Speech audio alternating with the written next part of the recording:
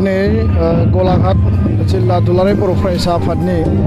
39थि थान्दै जख'न्थाइ बिनि गेवलां मेल आरो बे नाम्बर दखरानि धुपगुरि बे ओनसोलाव बेखौ खुंनाय जादों। बे ओनसोलाव रायजो जानाय आरो गलाघाट जिल्लानि सिङाव रायजो जानाय गासै बर' फिसाफोरनो आङो गिबियावनो दुलाराय बर' फरायसा आफादनि जानानै गाहाम हामलायनाय आं बेखौ जासिहरबाय। गोबां माखासे जेंना जेंसिनि गेजेरजों बे ओनसोलाव रायजो जानाय बर' फिसाफ्रा जुजिनानै बा थांनानै दङ। बिनि गुबै बिथिंफोरखौ जुदि नायोब्ला दिनै गलाघाट ओनसोलनि गोबां जायगायाव बर' मिडियामनि स्कुला थैलांबाय फोरोंगिरि गैयिनि थाखाय बा बेयाव फरायसुलिनि आंखालावबो थैलांदों।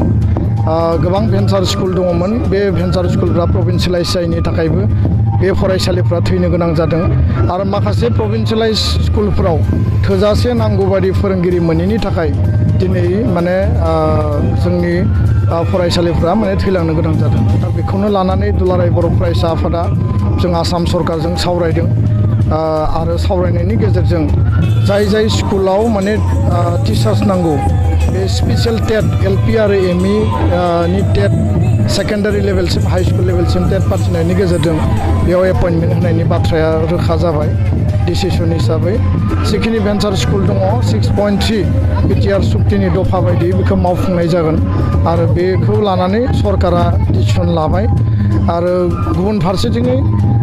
जेसेबां जोंहा कलेज दङ दिनै सरुपथार कलेजाव दिनै पस्ट ग्रेजुएसननि थाखाय मोनसे डिमान्ड दङमोन, बेखौ स्टुडेन्ट गैया होननानै केन्सेल खालामना होनाय जादोंमोन। नाथाय बेखौ दिनै जोङो गोदान रिप्रप'जेल होनानै क्रिएसन खालामनो थाखाय सरकारखौ नारसिनदों आरो सरकारा बेखौ गनायदों। बेनि अनगायैबो जिखिनि कलेजफोराव माने मोनब्रै मोनबा पस्ट क्रिएसन जायो बेखौ एसटि हिल मालाबा अबिसि एससि हिसाबै रिजार्भेसन खालामदों आरो बर' मिडियामनि जिखिनि पस्ट क्रिएसन जायो बेखौ सिंगोल केडार पस्ट हिसाबै एसटि प्लेननिल' रिजार्भ जानांगौ होननानै जोङो खावलायदों आरो बेखौबो सरकारा गनायना लादों। दा बेखायनो जेराव बर' मिडियाम स्कुल गैया निउ एजुकेसन पलिसि बायदि गोदान स्कुल गायसननांगोन आरो गोदान हाई स्कुल गायसननाय जागोन। एमइ स्कुल एलपि स्कुल गायसननायनि थाखायबो जोङो सरकारखौ जोङो नारसिनगोन आरो जिखिनि क्लास 10सिम जोंहा हाई स्कुल दंखायो बर' मिडियामनि बेखौ हायार सेकेन्डारि आपग्रेड खालामनानै बेयाव पिजिटि टेटनि गेजेरजों एपइन्टमेन्ट होनायनि जिखिनि प्रक्रिया बेखौबो सरकारा हाबा मावनो थाखाय थिग खालामदों। दा बेखायनो जों मिजिंथियो जे सोलोंथाइखौ लानानै जोंहा गोबां हाबा मावबावनो गोनां दङ, सरकारजों जोङो जुजिबावनो गोनां दङ। गुबुन फारसेथिं समाज हिसाबै थांना थानायनि जिउआव जोंनि राव हारि थुनलाइ सोदोमस्रि गासैखौबो जों फोथांना लाखिनांगोन आरो फोथांना लाखिनांगौनि बेलायाव जोङो गावनि अस्तित्व गावनि आत्ममर्यादानि थाखाय जोङो बयबो हाबा मावनांगोन। दुलाराय बर' फरायसा आफादखौ जोङो बयबो जोथोन लानांगोन, मोजाङै गोग्गो गोथारै फोथांना लाखिनांगोन। मानो होनब्ला बे आफादा माहारिनि रैखाथिनि थाखाय जेब्लाबो गसंथाबोदों आरो माहारिनि खैफोदाव दाहाल बायदि बेयो गसंथानानै हारिनिखौ बेंनानै दिनै बे समसिम लाबोबाय। दिनै जोङो खोनानो मोन्दों जे माखासे सुबुंफोरा दिनै दुलाराय बर' फरायसा आफाद बायदि बर' हारियाव माने गावस्रा गावस्रि खालामनायनि गेजेरजों इउनिटिखौ डिभाइड खालामनानै आफाद दानो नागिरनाय जों खोनानो मोन्दों। बे जोबोद दुखुनांथाव आरो जायफोरा बे हाबाफारिखौ मावनो नागिरदों आं बिथांमोनखौ खावलायो जे बिथांमोना बेबायदि हाबाफारिनिफ्राय जाहाथे जानगाराव थायो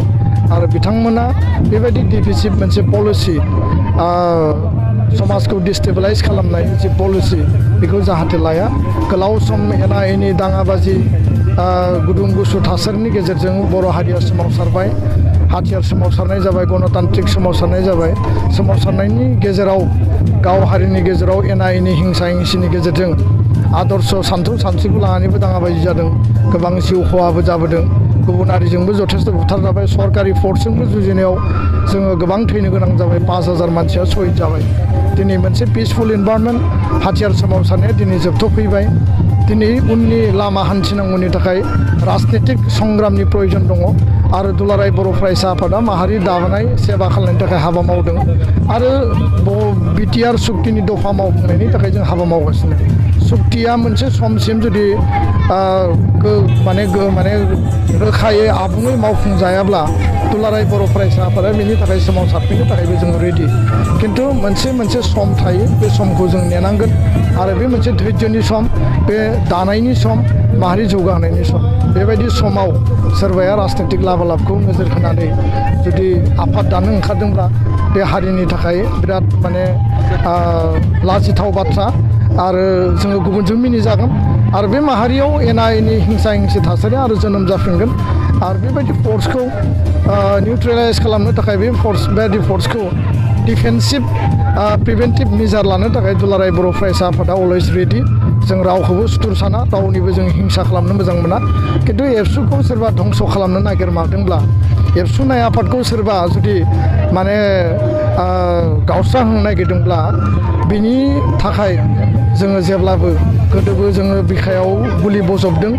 लावथि जोङो बजबनानै लादों बर' माहारिया सोमावसारनायाव